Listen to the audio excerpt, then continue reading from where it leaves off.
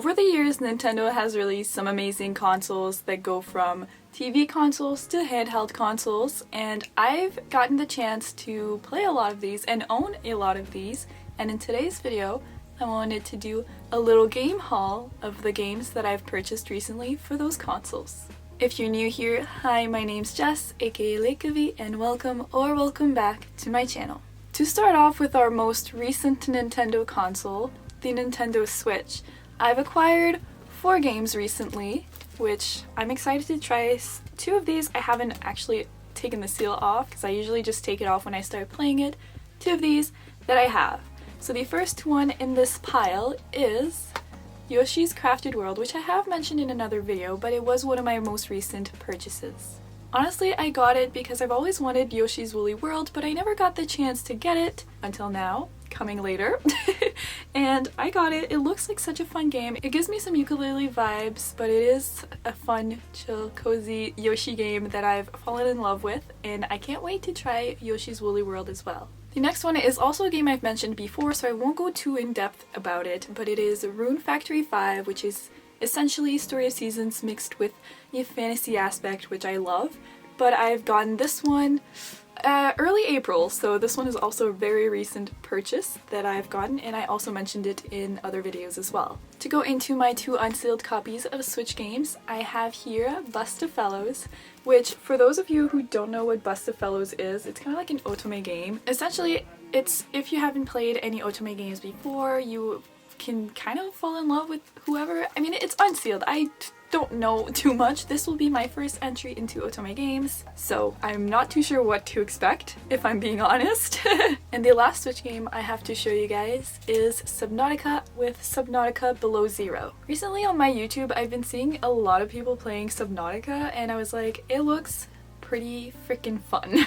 Essentially, I think the way that people describe it is kind of like Minecraft but underwater, and there's like alien stuff, you explore the ocean. It can be, I think some people, like maybe more like the people who could be scared of the ocean could be scared. It didn't look too frightening when I first saw people playing it, so I'm pretty excited to dive into it. Haha, the pun. It's going to be one of those Switch games that as soon as I'm done playing the games I'm currently playing, I'm probably gonna jump into it. Although my backlog is getting way too intense.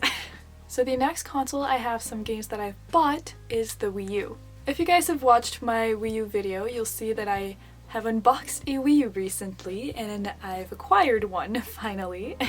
For me, honestly, it was totally worth it. For some, it might not be. If you're interested in checking it out, you can. I'll link it in the corner wherever it is. But I did pick up 2 games for it recently. More than that, but there's a video coming soon. These are just some of the games that I've picked up first after I bought it.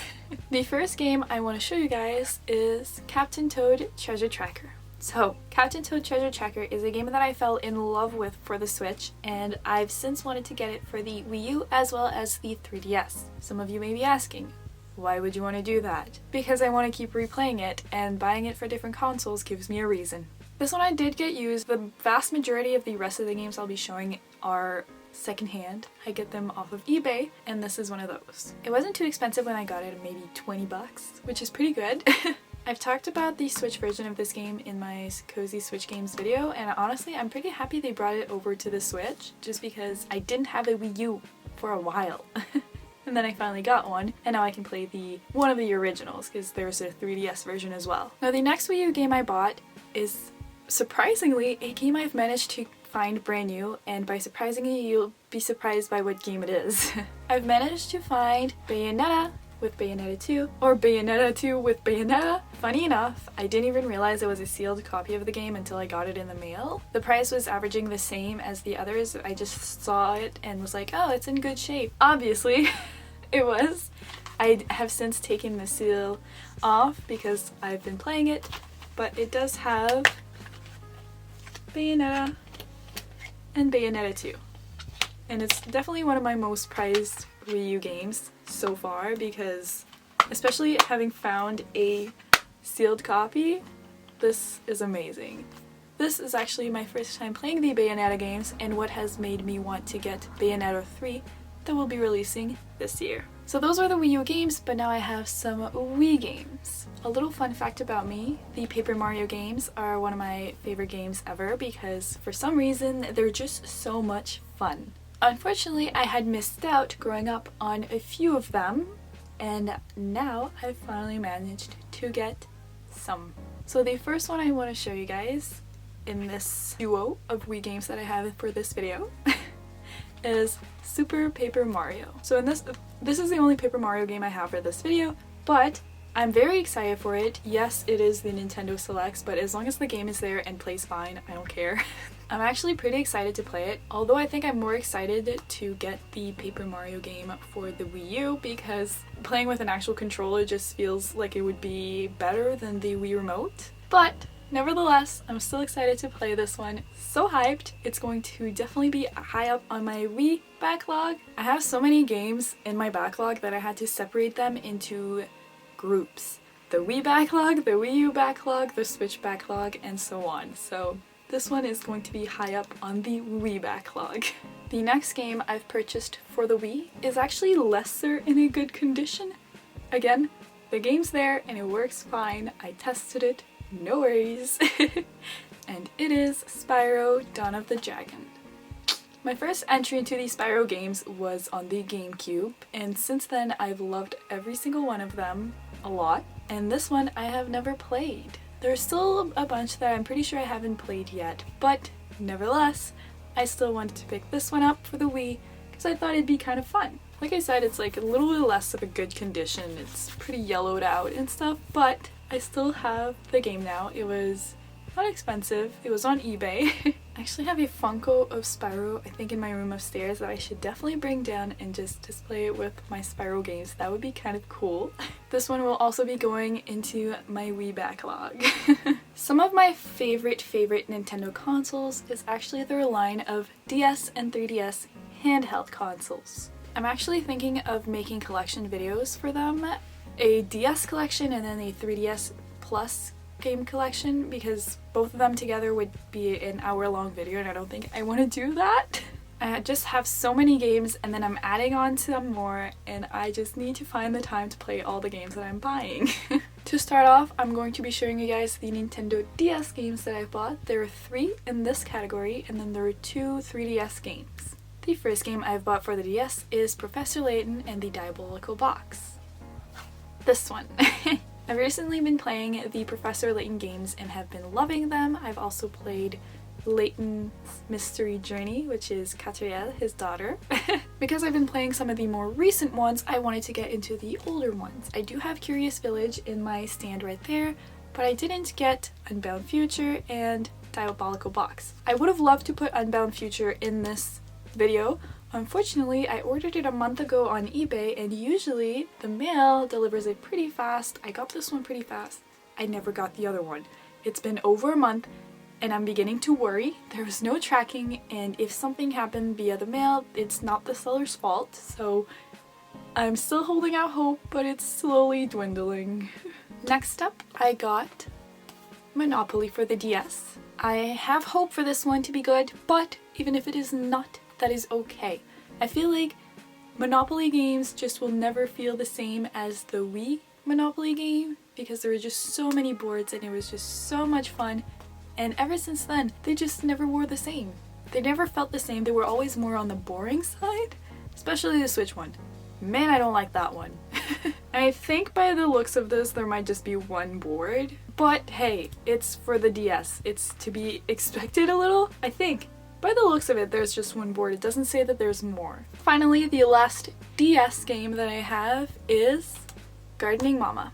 So, I've played a bunch of the Cooking Mama games and have loved them for the DS. That's actually how I loved that series, and my mom loves it too. Now, I've never played a Gardening Mama game, and I'm excited to see if it's still going to be just as fun or if making food was just a whole other level that will never be topped. I'm excited to give this one a go, honestly, and I also did get my mom one so we can both try it and see if we like it. Now to show you guys the 2 Nintendo 3DS games that I bought. The first one is a sealed copy. I think the 2 3DS games, yeah, they're both sealed. So the first sealed copy is The Sims.